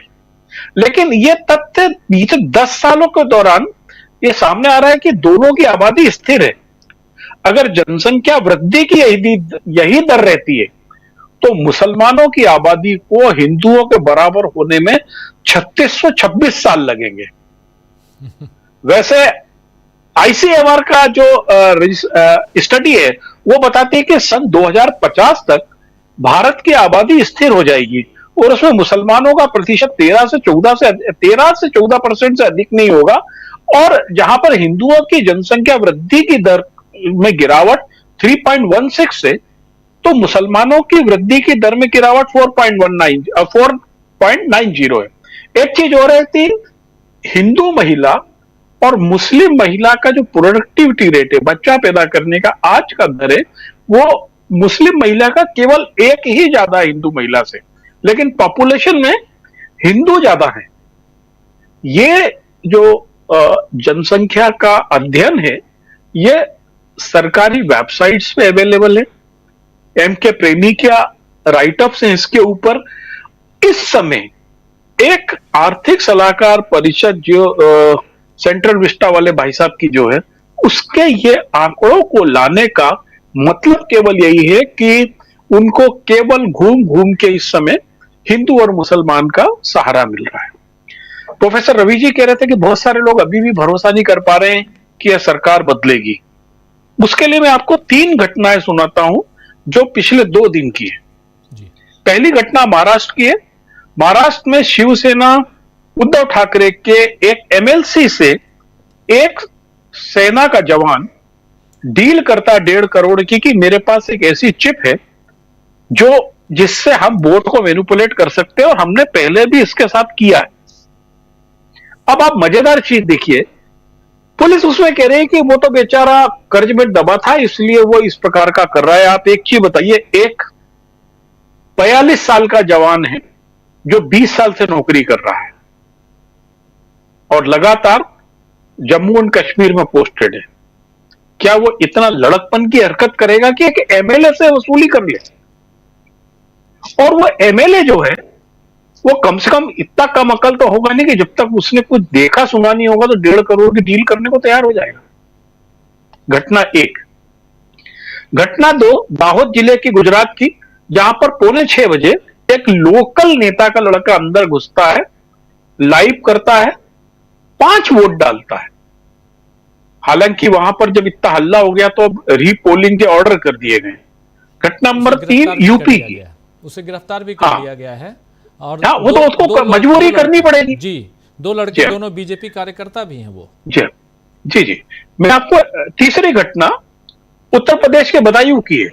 वहां पे कुछ गांव वाले मतदान का बहिष्कार कर रहे थे तो एसडीएम आके बोलता है तुम लोग वोट नहीं डालोगे तो कोई बात नहीं, मैं पंचायत सचिव, आंगनवाड़ी महिला, ग्राम सहायक, इन सबसे तुम्हारे वोट डलवा दूंगा। अब ये 3 घटनाओं को आप देखिए, यदि रूरल इंडिया में ये सब हो रहा होगा, ये घटनाएं तो वो जो सामने आ गई, किसी ने वीडियो बना लिया, सब कुछ हो गया। यदि ये घटना देश में 1000-2000 जगह हो रही है तो मैं कैसे भरोसे से कह दूं कि ये चुनाव अकेले मेरे वोट पे ही जीता जाएगा। अब आज की एक मजेदार घटना सुनाता हूं मैं आप लोगों को कि सुप्रीम कोर्ट के justice Madan B Lokur, Delhi high court के चीफ जस्टिस रहे एपी पटेल शाह और प्रख्यात पत्रकार एन राम, जो हिंदू के एडिटर इन चीफ रहे, जिन्होंने राजीव गांधी की सरकार को एक प्रकार से टॉपल करने में बहुत बड़ी भूमिका निभाई थी, उन लोगों ने राहुल गांधी और प्रधानमंत्री मोदी दोनों को पत्र लिखा है कि आप दोनों पब्लिक मीटिंग में आरोप लगा रहे हो, एक कह रहा है कि आप संविधान बदल दोगे, एक कह रहा है कि हम आरक्षण बदल दोगे, एक कह रहा है ये कह रहा है, तो क्यों ना दोनों लोग एक जगह एक मंच पर आ जाएं, हम लोग एक सूटेबल टाइम जैसा आप लोग तय करेंगे, हम लोग एक बहस के लिए तैयार है और उसको मॉडरेट कर लेंगे जी। अब मुझे तो ये लगता है कि शायद राहुल गांधी तो तैयार भी हो जाए, मोदी जी तैयार होंगे इसके लिए, क्योंकि उसमें टेलीप्रॉम्प्टर शायद अलाउ ना हो। तो जिस तरीके से ये घटनाक्रम बदल रहा है, इससे एक साफ साफ लग रहा है यदि कि इस खेमे में उतना विश्वास तो नहीं रह गया है जितने विश्वास की जरूरत थी। और बौखलाने में, आप बौखलाने की बात कर रहे हैं, मोदी जी अडानी अंबानी को गाली में करें, अमित शाह ने तो चरम कर दिया। वो पब्लिक मीटिंग में कह रहे हैं कि राहुल गांधी की नानी में भी ताकत नहीं है कि वो सीएए को रोक सकती है। क्या ये एक देश के गृह मंत्री या किसी भी नेता की अपने विपक्षी नेता के लिए भाषा हो सकती है? मां, दादी, नानी के लिए बात करना, खुदा ना खास्ता यदि यही बात वो एक कांग्रेस के प्रवक्ता ने तंज में, गलती में मुंह से गौतम का नाम ले लिया था, उसकी अरेस्ट एयरपोर्ट से होने लगी थी, हवाई जहाज रोक दिया गया था। तो ये जो वक्तव्य इनके निकल रहे हैं, ये विशुद्ध बौखलाहट में निकल रहे हैं और बार बार ये घूमकर हिंदू मुसलमान पर ही टिके हुए हैं। देखिए, उत्तर प्रदेश में संभल, रामपुर ऐसी जगह हैं जहां पर इन्होंने वोट ना डालने के लिए मुस्लिम डोमिनेटिंग इलाके में हर संभव कोशिश की। ठीक यही हरकत गाजियाबाद में हुई थी। तो इनको एक चीज समझ में आ रही है कि जो दलित है, माइनॉरिटीज हैं, ये लोग इस सरकार के खिलाफ हैं और यदि ये 22-23% वोट एक तरफ पड़ जाता है और मरी गिरी हालत में यदि कांग्रेस से कोई ना खड़ा हो तो भी देश में 11 से 12% वोट उसका है ही जी। उस परिस्थिति में ये लोग संकट में हैं। और अब आप देखिए कि आधा पायदान तो पार हो चुका है, अब आधी दौड़ ही बची है। आधी दौड़ में फिर वही बात है कि साउथ इंडिया में उनके हाथ काफी खाली हैं और जो मैंने पिछले शो में भी कहा था कि देश के जो ऊपरी हिस्से हैं, दिल्ली से ऊपर के, दिल्ली, हरियाणा, हिमाचल, पंजाब, जम्मू एंड कश्मीर, यहां पे पूरी संभावना है कि शून्य ही रहेगा। तो 200 पार के भी अभी लाले पड़ रहे हैं, इसीलिए 400 पार के नारे तो खत्म हो गए हैं। रामलला वाला तरकीब चल रही है, मुस्लिम वाली तरकीब चल रही है और इसके अलावा इनके पास अब कुछ बचा नहीं है। और इसीलिए ये बौखलाहट में ये सब चीजें कह रहे हैं, क्योंकि एक चीज जान के चले कि मोदी जी बहुत अच्छे ऑरेटर हैं, वो बहुत अच्छी तरह से कम्युनिकेट करते हैं, लेकिन जिस प्रकार से प्रकाश भाई ने बताया, वास्तव में खरगोन की सभा में वो क्या बोल रहे थे, जिस मास के लोग आए थे उधर से सेंधवा से, नामली से, बड़वानी से, उन लोगों के लायक कोई बात ही नहीं थी उसमें। कपास के किसान की कोई बात नहीं की उन्होंने, मूंगफली के किसान की कोई बात नहीं की उन्होंने, न जाने क्या बोल रहे हैं जी। बिल्कुल बिल्कुल आप सही कह रहे हैं। हरियाणा का आप जिक्र कर रहे थे, हरियाणा में सूरजपाल अम्मू ये बीजेपी के नेता रहे हैं, करनी सेना के भी अध्यक्ष रह चुके हैं सूरजपाल अम्मू, उन्होंने अभी बीजेपी से इस्तीफा दे दिया है। तो हरियाणा में बहुत कुछ ठीक ठाक नहीं चल रहा है। हरियाणा धीरे धीरे उस तरफ जा रहा है जहां वहां पर एक ज़बरदस्त डेफिसिट होने वाली है सरकार की, और ऐसे भी वहां पे आप जानते हैं कि हरियाणा में सरकार अल्पमत में आ चुकी है। तो जो आप जिक्र कर रहे थे, हरियाणा, पंजाब, हिमाचल और उसके ऊपर दिल्ली, हरियाणा, पंजाब, हिमाचल और जम्मू कश्मीर, यहाँ पर लगभग शून्य वाली स्थिति रहने वाली है बीजेपी की। तो ऊपर बिल्कुल नॉर्थ ज़ीरो और नीचे आइए साउथ, वो भी लगभग साफ। तो बीच का जो पार्ट है, कुछ जोड़ना चाह रहे थे पंकज जी? हाँ, मैं यानी देखिए, अभी उनका दारोमदार केवल उत्तर प्रदेश के हिस्सों पर बचा और उत्तर प्रदेश के हिस्सों में अब जो स्थिति है, जिन इलाकों में चुनाव होने जा रहे हैं उन इलाकों की सबसे बड़ी समस्या किसानों, वहां किसान बाहुल्य इलाका है, और उस इलाके में सबसे बड़ी समस्या जो है वो छुट्टा सांडों की बहुत बड़ी समस्या है। मछुआरों वाला इलाका है जहां पर फिशरीज के लोगों की समस्याएं हैं, यानी बनारस से लेकर मिर्जापुर से लेकर सोनभद्र तक के इलाकों में। उन समस्याओं को स्टेट गवर्नमेंट ने बहुत प्रॉपर एड्रेस किया नहीं। और सबसे बड़ी जो समस्या उत्तर प्रदेश में जा रही है कि ये योगी जी को इस्तेमाल तो करना चाहते हैं लेकिन योगी के कद को बढ़ता नहीं देखना चाह रहे हैं। ये जो इंटरनल कॉन्फ्लिक्ट है, क्योंकि ऐसा कहा जा रहा है कि आरएसएस का शीर्ष नेतृत्व मोदी जी से नाखुश है और वो उसके विकल्प के रूप में जो चर्चा कर रहा है, तो उसमें विकल्प में पिछली बार भी योगी जी जवरिया चीफ मिनिस्टर बने थे अपने ताकत से, और वो अपना प्रभाव दिखा रहे हैं। और असल में पूरा अर्थतंत्र होता है, सब लोगों को बाद में चर्चा है कि पहले गुजरात से 800 करोड़ गए थे, तो एक अचानक एक आदमी जिसके हिस्से में एक दंगे की रहनुमाई के अलावा कुछ भी नहीं था, उसे चीफ मिनिस्टर प्राइम मिनिस्टर का कैंडिडेट बना दिया गया था। तो उत्तर प्रदेश तो बहुत बड़ा राज्य है, अकेले नोएडा गाजियाबाद से जो जमीनों की खरीदी में जो खेल हो रहा है उससे डबल पैसा दिया जा सकता है। बिल्कुल बिल्कुल बिल्कुल, आप सही कह रहे हैं।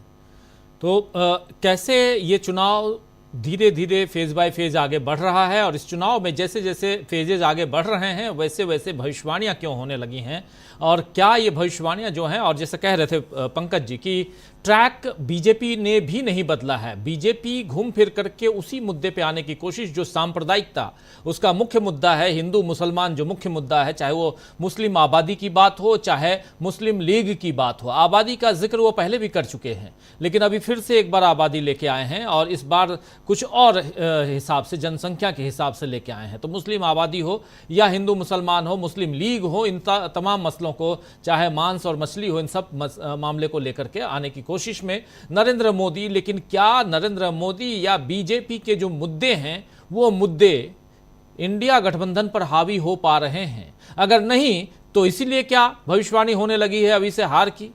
जरा आना चाहता हूं डॉक्टर दीपक पाचपोर जी, आपके पास कैसे देखते हैं आप इसको? देखिए, दरअसल विमर्श के मामले में भारतीय जनता पार्टी बड़ी फंस गई है। उसने शुरुआत में तो किसी विकास के बारे में बात नहीं की, आर्थिक मुद्दों के बारे में बात नहीं की। इसलिए आप देखिए कि पहले 2 राउंड के बाद इन्होंने, मोदी जी ने बड़े जोर से भविष्यवाणी की थी कि पहले 2 राउंड में हम जीत रहे हैं, लेकिन तीसरे के बाद उन्होंने ऐसी कोई भविष्यवाणी नहीं की। उनकी जो आखिरी आशा थी वो इसी पर थी कि तीसरा जो राउंड है उसमें शायद हम कुछ कर सकें। लेकिन मुझे ऐसा लगता है उनके पास रिपोर्ट, और शायद पहुंची भी होगी, निश्चित रूप से पहुंची होगी, कि स्थिति बहुत अच्छी नहीं है, और जो हाल पहले और दूसरे राउंड का हुआ है मतदान का, वही हाल जो है, वही नतीजे जो है वो तीसरा चक्र भी देने जा रहा है। अब जो बचा देखिए 283, मतलब लगभग 300 सीटें जो है वो निपट चुकी हैं। तो अब आपके पास जो बची हुई हैं उतने में आप क्या कर लेंगे? असली बात यह है कि जैसे हम जान रहे हैं कि दक्षिण में बुरा हाल है, दिल्ली के ऊपर का बुरा हाल है, उसके अलावा बाकी जगह तो कहा जा रहा है कि लगभग एक गुजरात के अलावा अब तो ये भी कहा जा रहा है कि गुजरात में भी 5-6 सीटें भी अगर जाती हैं, गुजरात में 5-6 सीटें भारतीय जनता पार्टी के हाथ से निकल जाने का मतलब है कि बाकी सभी जगह वाकई हाफ है या शायद हाफ से भी कम हो सकता है। तो मुझे ऐसा लग रहा है कि अब ये जो बौखलाहट है, अब उन्हें ये समझ में नहीं आ रहा है कि अब हम कौन सा ट्रैक पकड़े। अब आप विकास की बात करेंगे तो विकास के बारे में आपसे कोई विश्वास नहीं करेगा। अब आप अगर रोजगार की बात करेंगे तो कोई विश्वास नहीं करेगा। तो शायद मोदी जी को और भारतीय जनता पार्टी को लगता है कि अच्छा ठीक है, जहां पर जिस ट्रैक पे हम थे उसी पे कम से कम बने रहिए, तो हमारा जो कोर वोटर है वो तो कम से कम हमारे साथ रहेगा। हो सकता है कि अगले कुछ चरणों में जो 3 या 4 जो बचे हुए हैं उसमें हो सकता है कि आरएसएस की हमको कोई मदद मिल जाए। लेकिन एक बात भी लगभग सभी जगह कही जा रही है कि शायद आरएसएस के कार्यकर्ता हैं, इस बार उन्होंने भी हाथ खींच लिए, लेकिन उनके पास भी बताने के लिए कुछ भी नहीं रह गया है। अंतिम जो उन्होंने खुद के पैर पर कुल्हाड़ी जो मारी है वो अंबानी और अदानी का नाम लेकर, मुझे अब ऐसा लगता है कि पूरे के पूरे कारपोरेट जगत को भी उन्होंने नाराज कर दिया, क्योंकि ये मैसेज तो जाएगा कि जिन 2 व्यापारियों ने, कारोबारियों ने मोदी जी को बाकायदे लॉन्च किया, गुजरात से उठा के लाए और लाके उन्होंने दिल्ली में बैठाया है, अगर वही आदमी हम इसको एक्सपोज कर सकता है तो बाकी कॉर्पोरेट के जो बाकी लोग हैं उनके साथ क्या करेगा। इसलिए जो मार्केट जो टूटा है आज, जो जिससे बड़ी गिरावट जो आई है शेयर मार्केट में, उसके बहुत सारे लोगों ने, गौरांग शाह करके हैं, उसके बाद एक अविनाश गौरक्षकर हैं, ये भी बड़े अच्छे एनालिस्ट हैं शेयर मार्केट के। सब ने जो 5-5, 7-7 कारण गिराए हैं राजू जी, उसमें सबसे पहला कारण सबने एक स्वर में ये कहा है कि लोकसभा चुनाव को लेकर जो अनिश्चितता है, जो परिणाम आने हैं, उसको लेकर जो है पूरा का पूरा शेयर मार्केट और पूरा का पूरा कारोबारी जगत जो है वो सतर्क हो गया है। उन्हें एहसास हो गया है कि शायद मोदी वापस नहीं आ रहे हैं, इसलिए एक बड़ी गिरावट है। अगले 2-3 दिन कहा जा रहा है कि शेयर मार्केट के लिए बहुत ही क्रूशियल होने जा रहे हैं। अगर यही ट्रेंड बना रहा, हमें कल भी देखना होगा, परसों भी देखना होगा कि यही ट्रेंड अगर रहा है, परसों तो चलिए शनिवार है, और सोमवार तक अगर ये ट्रेंड बना रहा तो आप जान लीजिए कि मोदी जी बिल्कुल वाकई जा रहे हैं। क्योंकि सबसे अच्छा जो सेंस कर जाते हैं कि क्या होने जा रहा है वो उद्योग जगत भी है, क्योंकि उनके अरबों खरबों रुपए फंसे रहते हैं। उन्हें बड़े सतर्क होकर पूरे के पूरे राजनीति को उन्हें वॉच करना रहता है। और बताया जाता है कि उनके जितने अच्छे सोर्सेज राजनीति के अंदर तक होते हैं वो शायद किसी के भी नहीं होते।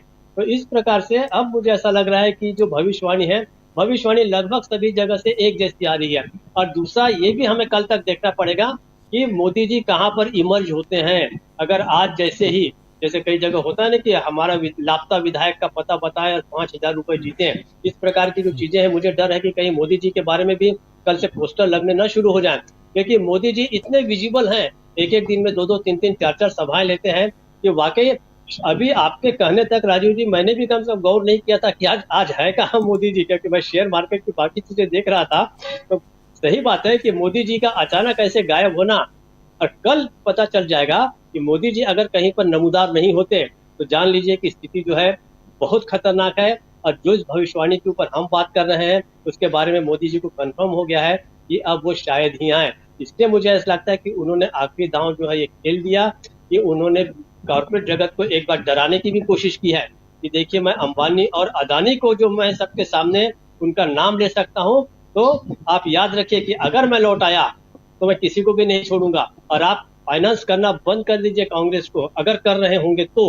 हालांकि नहीं मिल रहा है, कांग्रेस को पैसा नहीं मिल रहा है, जो हमें भी जो पता चल रहा है कि वाकई वो बहुत संकट की स्थिति में है आर्थिक रूप से। लेकिन जिस प्रकार से जनता अपने आप सहयोग कर रही है उसके कारण इतना बड़ा जनसैलाब दिख रहा है। दूसरी एक और चीज हो गई कि बहुत ही जो बहुत ही जो महत्वपूर्ण लोकसभा के क्षेत्र है वहां पे गजब ढा रहे हैं कांग्रेस वाले। खासकर आप उत्तर प्रदेश में आप देखिए, प्रियंका गांधी, राहुल गांधी अलग अलग जगह पे जा रहे हैं। मुझे लग रहा है कि ग्राउंड पर भी दिख रहा है, और इसे जो भी थोड़ा भी गहराई से सोचेगा तो लग रहा है कि भारतीय जनता पार्टी की स्थिति वाकई बहुत ही खराब है। ये एक भविष्यवाणी, कम से कम अनुमान तो लगाई जा सकता है, क्योंकि भविष्यवाणी में तो अपना बहुत ज्यादा विश्वास नहीं है, लेकिन अनुमान निश्चित रूप से लगाया जा सकता है कि गहन संकट में भारतीय जनता पार्टी आ गई है और इसके जिम्मेदार और कोई भी नहीं, केवल मोदी है। राजीव जी। जी जिम्मेदार भारतीय जनता पार्टी के कई लोग भी बोल रहे हैं कि जिम्मेदार जो हैं वो मोदी हैं। कई जगह तो ये कहा जा रहा है कि आप हमारे यहाँ मत आइए चुनाव प्रचार के लिए। कल ही ये बात हमारे किसी पैनलिस्ट साथी बता रहे थे।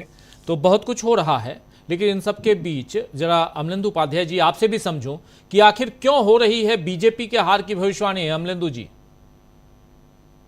राजीव जी, बीजेपी के हार की भविष्यवाणी इसलिए हो रही है क्योंकि बीजेपी हार रही है, और ये बात बीजेपी भी समझ रही है और ये बात दूसरे लोग भी समझ रहे हैं, और जनता हरा रही है। तो जनता को भी मालूम है कि बीजेपी हार रही है। मोदी जी जो राजीव जी गायब हुए, ये देखवाना पड़ेगा कि झोला वोला मतलब रखा हुआ है कि अभी चला गया या अभी से झोला चला गया, तो ये देखने की वाली बात होगी। कुल मिला के राजीव जी, जो पंकज जी ने जिस खबर की तरफ इशारा किया, मुझे लगता है आज गायब होने की असली वजह वो रही होगी कि देश के 2 पूर्व जजों ने न्योता दे दिया है कि आइए आमने सामने बैठ के बातचीत कर लीजिए भाई, आपस में इतना लड़ रहे हैं, आप संविधान खत्म कर देंगे, वो संविधान खत्म कर देंगे। अब मोदी जी राजीव जी कैसे आए बातचीत करने के लिए, क्योंकि अब अगर सामने आमने बैठ के बातचीत होगी तो मोदी जी की समझ में भी नहीं आएगा कि राहुल गांधी ने क्या क्या दिया है। क्योंकि वो ठीक है, टेलीप्रॉम्प्टर पे देख करके कुछ भी बोला जा सकता है, और अगर गाली गलौज का प्रतियोगिता हो तो ठीक है, मोदी जी पहलवान है उस अखाड़े के। लेकिन अगर बात होगी कि संविधान पे क्या बातचीत करनी है, संविधान में क्या है क्या नहीं है, तो मोदी जी के सामने संकट खड़ा हो जाएगा। तो हो सकता है राजीव जी ये भी एक कारण रहा हो कि भाई अब ज्यादा मामला खराब हो गया, आप लोग कह रहे हैं कि खुले में आकर के बातचीत कर लो। या ये हो सकता है राजीव जी की ये समझ में आ गया है कि चूंकि 3 चरण में मामला खराब हो गया है, जिस पिच पे खेलने में कुछ काम नहीं कर रही है, रोज गोल पोस्ट बदलने का काम कर रहे हैं, वो गोल पोस्ट बदलना भी काम में नहीं आ रहा है, तो अब क्या ऐसा लेकर के आया है जिसपे थोड़ा सा टिका जाए। तो ये भी एक राजीव जी की रणनीति हो सकती है कि इस पे अभी मोदी जी थोड़ा विश्राम ले रहे हो, 18 घंटे काम करते करते थक गए हो, तो अब जो है इस पे विचार कर रहे हो कि क्या नया चीज लेकर के आई जाए, कुछ तड़कती भड़कती, तो उसको लेकर के आया जाए। लेकिन कुल मिला के राजीव जी भविष्यवाणी जो हार की हो रही है वो इसलिए हो रही है क्योंकि जनता जो है वो अब खिलाफ खड़ी हुई है। पंकज जी जैसे बता रहे थे कि किस तरीके से पुलिस का सहारा लेकर के राजीव जी उत्तर प्रदेश में किया गया, ये आया बदायूं में, बरेली में, संभल में अच्छे तरीके से हुआ ये राजीव जी कि 2 दिन पहले ही जो सपा के कार्यकर्ता थे उनको घरों से पुलिस ने उठाना शुरू कर दिया अनऑथराइज तरीके से जी। और सुबह 6 बजे से ही जो है उन पोलिंग्स पे पुलिस ने लाठीचार्ज करना शुरू कर दिया, जो समझा जाता था कि ये इंडिया गठबंधन के मतदाता इस पे ज्यादा संख्या में है, तो वहां सुबह से लाठीचार्ज करना शुरू कर दिया।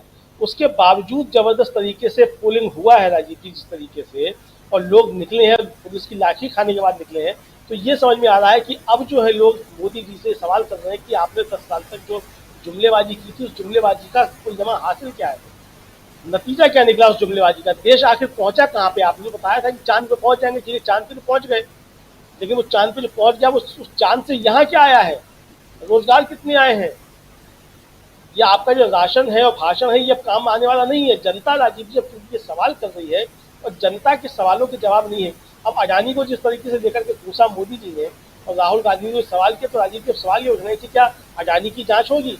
अब आप फर्ज कीजिए 4 जून के बाद दूसरी सरकार आती है और वो आती सबसे पहली घोषणा क्या करेगी, वो घोषणा करेगी कि जो पूर्व प्रधानमंत्री था, निवर्तमान प्रधानमंत्री नरेंद्र मोदी, उसने कहा था कि अडानी और अंबानी कैंपों में भर भर के काला धन बेचते हैं, तो सबसे पहले जांच इस अडानी और अंबानी की होनी चाहिए।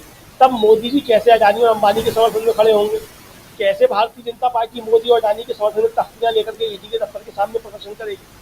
जांच तो होगी क्योंकि मोदी जी ने कहा है कि अडानी और अंबानी काला धन लेकर के जो है करते हैं, देते हैं।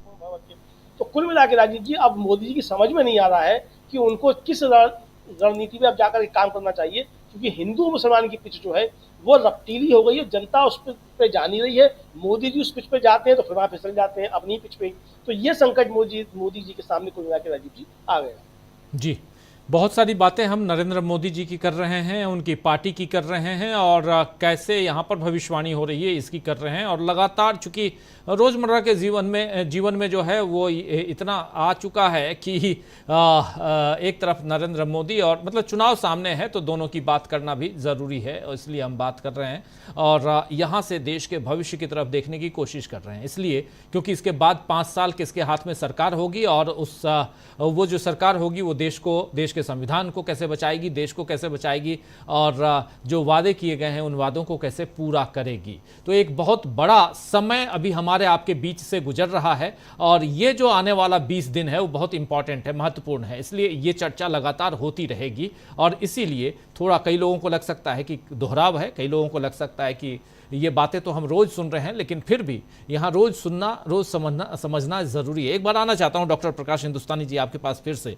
प्रकाश जी, आप अगर इन अब आने वाले समय में जो चुनाव का जो 4 फेज है, इन चारों फेजेस को देखा जाए, गौर फरमाया जाए, तो जो राज्य हैं उसमें उत्तर प्रदेश है, बिहार है, पश्चिम बंगाल है, इधर फिर पंजाब, हरियाणा, ये सारे राज्य हैं, मध्य प्रदेश आखिरी पड़ाव अभी बाकी है मध्य प्रदेश का भी। इन सब को देखें तो आपको क्या लगता है, क्योंकि 283 सीटों के चुनाव हो गए, अब बचे हुए जो हैं मतलब 50% से ज़्यादा के सीटों पे चुनाव हो चुके हैं, और यहाँ पे अभी तक ये कहा जा रहा है कि एनडीए पिछड़ी हुई है, बीजेपी पिछड़ी हुई है। इंडिया गठबंधन की मजबूती, अगर मजबूती और बीजेपी के पिछड़ने की बात की जाए, जरा तुलनात्मक अध्ययन किया जाए कि इस चुनाव में, भले इसको 4 तारीख के बाद भी हम करेंगे, लेकिन आज की तारीख में अगर किया जाए तो आपको क्या दिखाई देता है? आखिर इंडिया गठबंधन थोड़ा यहाँ पे अगर आगे बढ़ता हुआ दिखाई दे रहा है तो क्यों दिखाई दे रहा है? बीजेपी पिछड़ती हुई दिखाई दे रही है इन 3 फेजेज में, तो क्यों पिछड़ती हुई दिखाई दे रही है प्रकाश हिंदुस्तानी जी? राजीव जी, पहली बात तो यह कि बीजेपी ने जो वादे किए थे वो वादे पूरे नहीं हुए हैं। लोगों को ये बात लगती कि बीजेपी ने वादे तो पूरे नहीं किए और नए नए लगभग हर बार फेंके जाते रहे, हर साल नए जुमले लेकर आए जाते रहे। जिन गांवों को बीजेपी के सांसदों ने गोद लिया था वो अभी गोद में ही है, 10 साल हो गए। वो गांव बेचारे अभी तक से नीचे नहीं उतर पाए चुकी है, वो अभी पूरे नहीं हुए। लोगों में नाराजगी इस बात की, कल मैं उज्जैन में था, देवास में था, तो मैंने कई लोगों से बात की, तो लोगों में जो नाराजगी है को लेकर भी है कि बीजेपी अधिनायकवादी व्यवहार करने लगी है। बीजेपी का व्यवहार अपने मुंह से और नागरिकों के प्रति सम्मानजनक नहीं बचा। जिस तरीके से डराया धमकाया जाता है लगभग हर रोज, हम हिंदी भाषी राज्य में हैं, हमारे यहाँ तीन इंजन, ट्रिपल इंजन की सरकार है, लोकल भी, प्रदेश में भी और दिल्ली में भी। तो जो सरकार जिस तरीके से व्यवहार कर रही है वो लोगों को अखर रहा है। अभी आज की खबर है, एक ऑटो रिक्शा जा रहा था इंदौर में, उस पीछे से नाखुश लोगों ने एक पोस्टर लगाया था कि नोटा का बटन दबाएं क्योंकि वो हार रही है। तो एक पार्षद ने उस ऑटो रिक्शा को रोका कि अगर आप नोटा का बटन दबाते हो तो ये तो पाप है। जी अब ये कह रहा है कि अगर आप नोटा का बटन दबाते हैं तो ये तो। प्रकाश जी आपको रोकूंगा, आवाज आपकी बहुत कट रही है, समझ में नहीं आ रही है आवाज आपकी, आपको रोकूंगा थोड़ा और आना चाहता हूं। एक खबर बहुत इंपॉर्टेंट उधर से भी आ रही है, पंकज चतुर्वेदी जी, संदेश खाली का जिक्र बहुत हुआ था। पंकज जी आप याद कीजिए, संदेश खाली के नाम पे भले मणिपुर की चिंता न करें नरेंद्र मोदी, लेकिन संदेश खाली तक पहुंच गए थे पहले ही। संदेश खाली में ये पूरा का पूरा घटनाक्रम जो है वो बनाया गया था और उसका भंडाफोड़ हुआ है एक स्टिंग ऑपरेशन में, और उसको लेकर टीएमसी बहुत हमलावर है। जिस महिला के बारे में कहा जा रहा था, जिस महिला को यहाँ भुक्तभोगी बताया गया था, वो महिला भी अब सामने आ चुकी है। वो कह रही है कि हमारे ऊपर दबाव डालकर ये सब कुछ, ऐसे बयान बीजेपी के लोगों ने दिलवाए थे। यानी ये बिल्कुल उल्टा पड़ता हुआ नजर आ रहा है। हम लोग बंगाल की चर्चा उतनी नहीं कर रहे हैं, लेकिन ये इंपॉर्टेंट चर्चा इसलिए है क्योंकि यहाँ से बहुत कुछ गेन करना चाहती थी, एक अलग मिसाल कायम करके कि संदेश खाली में देखो क्या कुछ हो रहा था। टीएमसी के जो वहाँ के विधायक, उनको गिरफ्तार करवाने से लेके सब कुछ हुआ। क्या लगता है आपको ये जो पूरा का पूरा घटनाक्रम है, आपकी नज़र गई होगी इस खबर पे भी, और चूंकि वेस्ट बंगाल की खबर है, वेस्ट बंगाल में 42 सीटें हैं और अगर वहाँ भी बीजेपी को इसके कारण, क्योंकि कर्नाटक में आप देखिए प्रज्वल रेवन्ना का मामला, जहाँ से कर्नाटक का जो दूसरा फेज 14 सीटें काफ़ी प्रभावित हुई। संदेश खाली का मामला अगर ऐसा आता है तो वहाँ भी बहुत ज़्यादा प्रभावित होगी बीजेपी उससे। इन सबको ज़रा जोड़ के देखिए और उसके बाद ज़रा आपके ज़रिए एक विश्लेषण चाहता हूं कि अब इधर का जो उत्तर और पूरब का जो पूरा का चुनाव है, अगले फेजेज जो हैं वो कितने प्रभावित करेंगे। बंगाल में अकेले ये मसला नहीं है, बशीरहाट से जिस रेखा पात्रा को इन्होंने टिकट दे दिया, जिससे प्राइम मिनिस्टर ने सीधे टेलीकॉल किया, वो लेडी मना कर रही है कि मेरे को तो इन्होंने मुझको बोला था कि प्रधानमंत्री आवास का घर मिलना है, तो खाली कागज पे मेरे से दस्तखत करा लिए थे। मुझको प्रधानमंत्री आवास का घर के अर्जी के लिए इन्होंने बोला, मैंने तो बयान ही नहीं दिया है। और संभव है कि कल वो लेडी दिल्ली में होगी और सुप्रीम कोर्ट के सामने उसका हलफनामा होगा।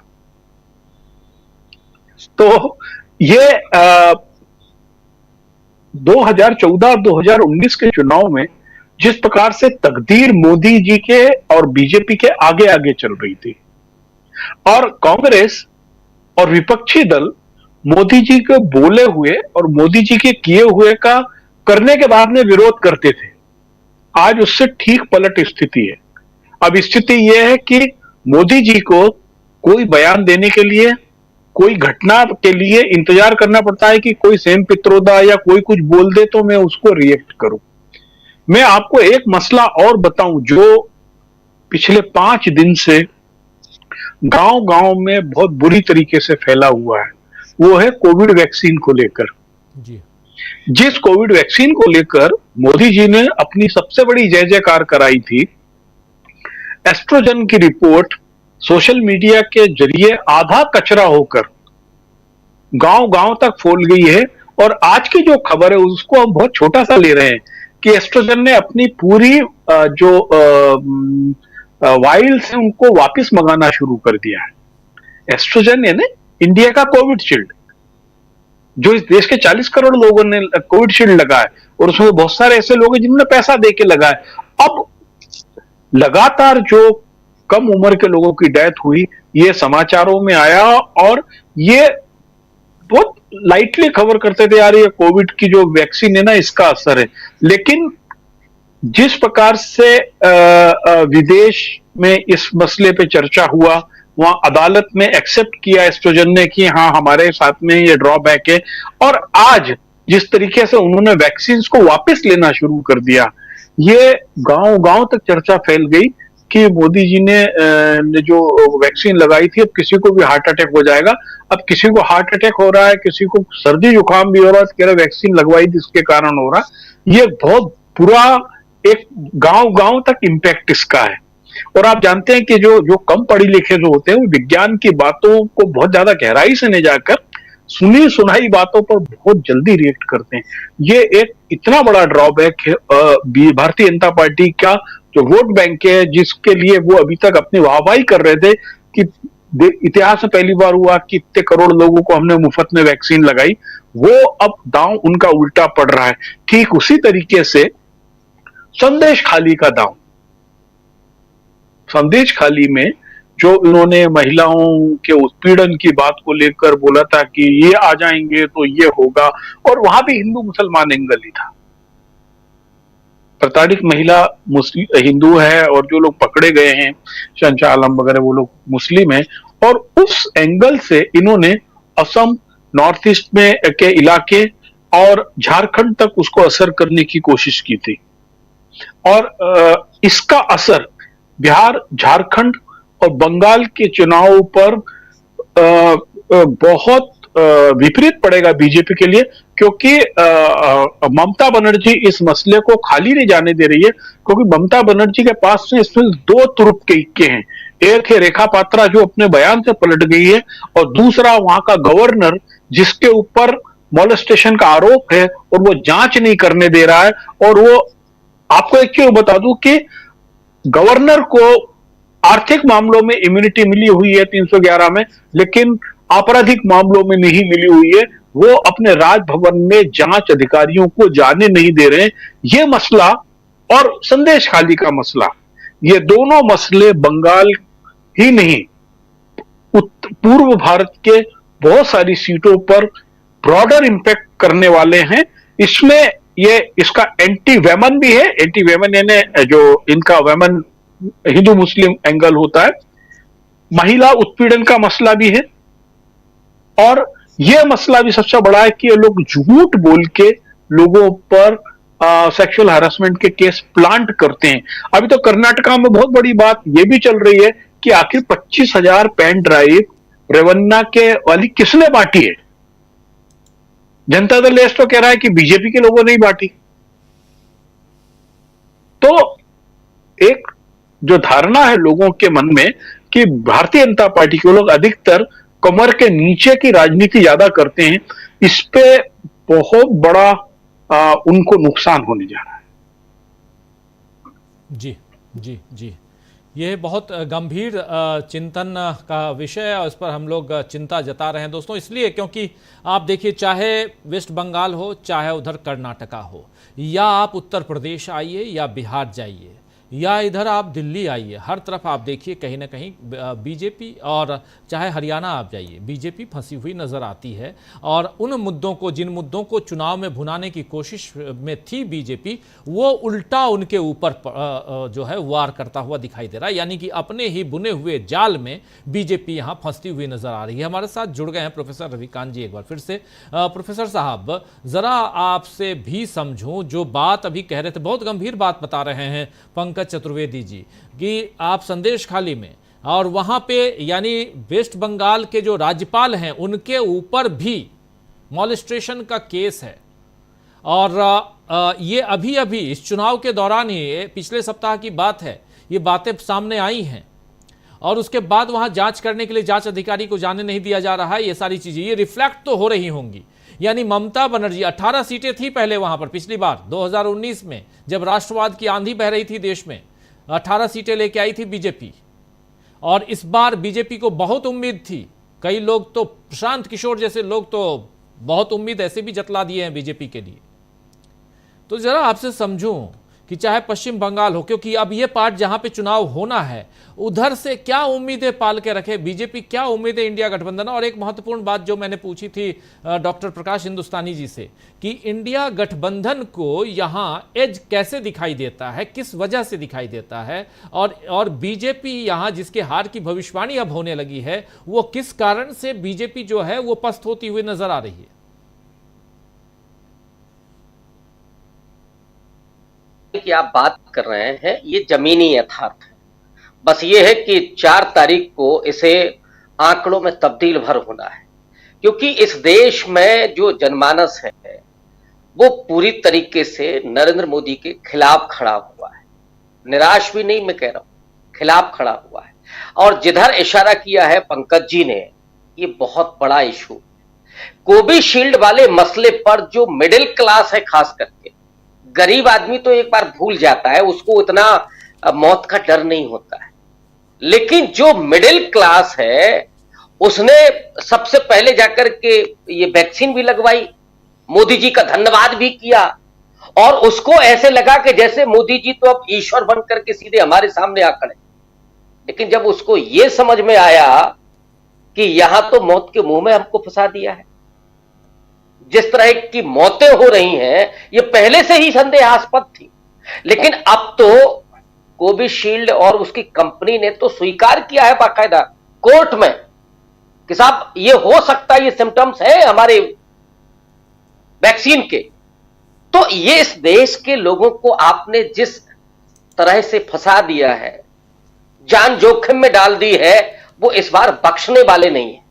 और यही वजह है कि जमीन बिल्कुल आपको साफ दिख रही है, वेव आपको स्पष्ट दिख रही है कि मोदी जी के खिलाफ चल रही है हवा इस समय। और अब तो जो बचा है उसमें से आप देखिएगा कि मैं अभी देख रहा था कि जो हिंदी पट्टी के राज्य हैं जहां पर खास करके डबल इंजन की सरकार है, उसमें से करीब करीब जो सीटें हैं, मैं महाराष्ट्र को छोड़ दे रहा हूं, एक महाराष्ट्र को छोड़ करके, तो 90 सीटें हैं अब अगले चरणों में जहां डबल इंजन की सरकार है।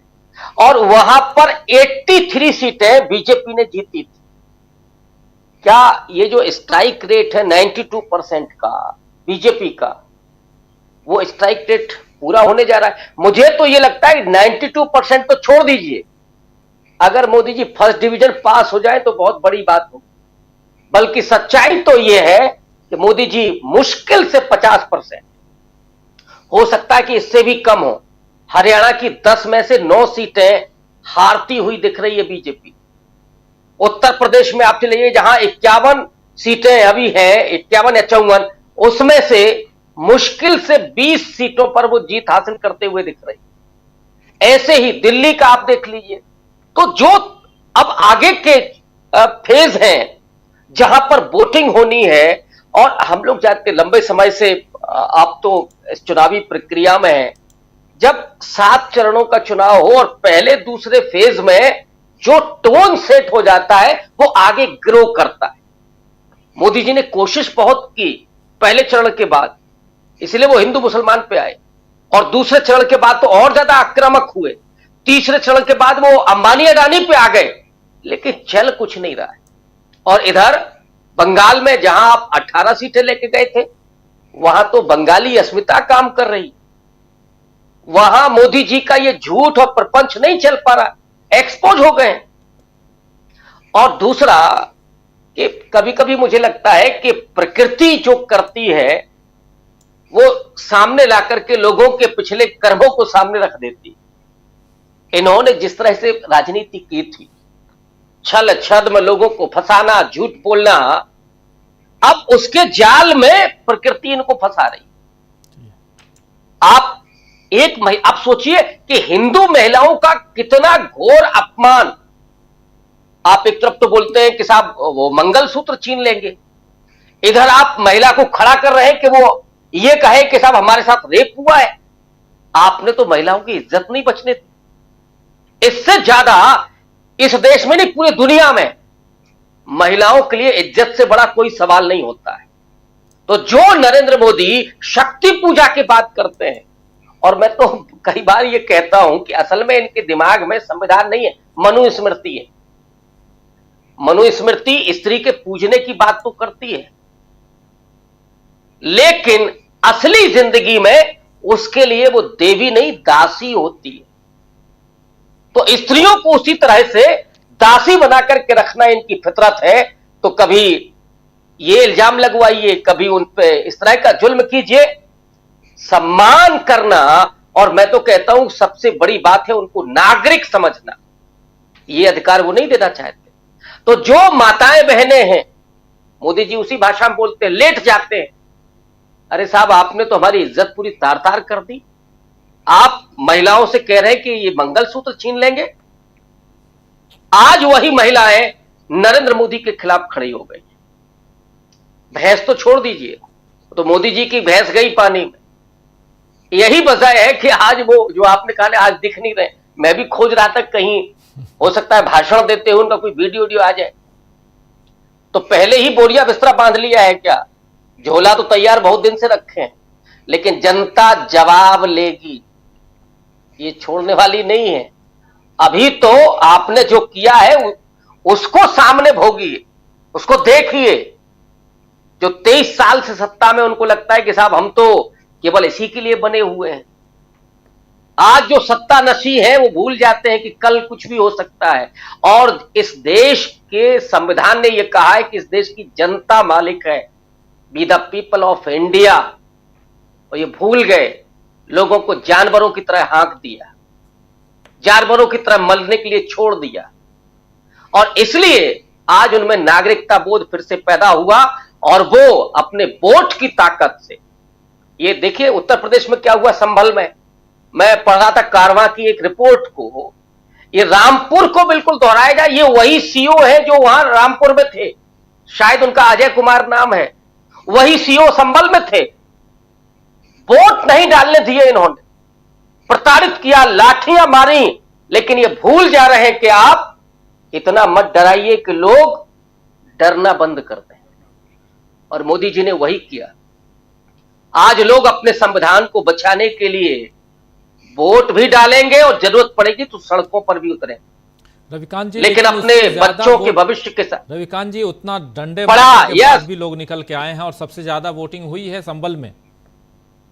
जी, इसलिए मैंने कहा कि आप इतना मत पड़िए, इतना भयभीत मत कर दीजिए कि लोग डरना ही बंद कर दें। और वही हुआ। तो लोग तो उसके लिए तैयार बैठे हैं कि ये इस देश का अल्पसंख्यक, दलित, आदिवासी, महिलाएं, पिछड़े संविधान के साथ खिलवाड़ बर्दाश्त नहीं करें। और इसलिए मैंने आपसे पहले भी कहा था कि ब्लंडर हुआ है बीजेपी से। हालांकि असलियत इन्होंने इनकी है, वो ऐसा नहीं है कि अचानक जबान से फिसल गया, कोई एक आदमी बोल गया। यहां तो पूरा खेल चल रहा था, एक आदमी, दो आदमी, तीन आदमी, चार आदमी, हर तरफ से वो ताकत लोग दिखा रहे हैं कि संविधान ने हमें ताकत दी और हम अपनी ताकत ईवीएम पर जाकर के दिखाएंगे। और यही वजह है कि भारतीय जनता पार्टी बुरी तरीके से शिकस्त खाते हुए नजर आ रही है। जी बिल्कुल। क्यों शिकस्त खा रही है भारतीय जनता पार्टी? क्यों भारतीय जनता पार्टी यानी बीजेपी की हार की भविष्यवाणी हो रही है? क्यों लगातार लोग जो हैं, और सबसे बड़ी बात, चाहे वो सट्टा बाजार हो या शेयर बाजार हो, वहां भी शिकस्त खाती हुई बीजेपी दिखाई दे रही है। शेयर बाजार से आज 7 लाख रुपए निकल गए, 7 लाख करोड़ रुपए, 7 लाख नहीं 7 लाख करोड़ रुपए आज डूब गए लोगों के। शुक्रवार, सोमवार और मंगलवार 3 दिन में 10 लाख करोड़ रुपए डूब चुके हैं। तो इतने पैसे जो निकाले जा रहे हैं, आखिर क्यों? शेयर बाजार क्यों वहां लहूलुहान हो रहा? एक देख रहा था एक वेबसाइट, उस पे, और काफ़ी प्रेस्टीजियस वेबसाइट है जो शेयर बाजार की खबरें हाल लिखा करती है। वेबसाइट, वो उसका सेंटेंस था कि आज लहूलुहान हो गया शेयर बाजार। क्यों हो रहा है ऐसा? क्या शेयर बाजार को, जो शुरुआत में हमारे साथी कह रहे थे कि सट्टा बाजार और शेयर बाजार को पहले से पता, उद्योगपतियों को पहले से पता हो जाता है कि किसकी सरकार आ रही है और किसकी सरकार जा रही है, क्या उसे भविष्यवाणी उसको भी ये पता हो गई है? क्या नरेंद्र मोदी ने कल सेल्फ गोल कर लिया अब इस नाम को लेके? और जो सुप्रिया सुरनेत खुद रह चुकी हैं मीडिया में और न्यूज़ रूम में क्या होता है वो अच्छी तरह से जानती हैं, और जो वो पिक्चर बता रही थी, उस पिक्चर को अगर आप सोचें तो आपको साफ समझ में आएगा कि परिस्थितियां कैसे बदलती जा रही हैं। अदानी और अंबानी के हाथ में तो मीडिया है। एनडीटीवी को अदानी ने खरीदा और अंबानी ने 3600 चैनल खरीद रखे हैं। तो मीडिया में अगर प्रधानमंत्री नरेंद्र मोदी जो दिखा रहा है, लाइव दिखा रहा है, अचानक उनके मालिकों का नाम लेने लगे और कहें कि काला धन टेम्पो में राहुल गांधी लेके जा रहे हैं इनसे लेके, तो क्या कहेंगे? परिस्थितियां बदल चुकी हैं, समय बदल चुका है, मौसम बदल चुका है, और कहीं बारिश तो कहीं ओले और कहीं बहुत तेज गर्मी, और इस मौसम में भी कहीं बर्फबारी। यही ये देश है, अलग है। बहुत बहुत शुक्रिया अदा करना चाहता हूँ प्रोफेसर जी। दीपक जी कुछ जोड़ना चाहते हैं जी, प्लीज। जी, एक ही पंक्ति आपको कहना चाहता था कि जिस प्रकार से शेयर मार्केट, उद्योगपति जिस प्रकार से भांप रहे हैं, एक और बैरोमीटर पकड़ा है मैंने इसका, कि हम अपने डीबी लाइव का कमेंट बॉक्स देखें, उसमें भी जो उटपटांग लोग जो कमेंट्स किया करते तो पिछले 2 दिनों से गायब हैं। पता नहीं आपने इस चीज को मार्क किया नहीं किया। आज जब आप कमेंट बॉक्स को फिर से देखिए तो बहुत सारे लोग उसमें से बिल्कुल फरार हैं, वो सारे चौकीदार फरार हैं। ये भी एक जो है पहचान है कि वो भी भाप गए हैं कि अब अंबानी और अडानी को जब गाली दे दिया हमारे बॉस ने, तो हम किस खेत की मूली है। तो एक बार फिर से हम देखें उसको, बड़ा मजेदार। मैं तो कल से देख रहा हूँ, उन लोग गायब है। राजीव जी, ये मैं ध्यान दिला रहा था। जी, बिल्कुल बिल्कुल मैं देख रहा हूँ, और हमारे चैनल पे भी, और ऐसे जो मोदी जी के भक्त लोग हैं उनका भी बहुत, उनका हमारे चैनल से बड़ा गहरा प्रेम है।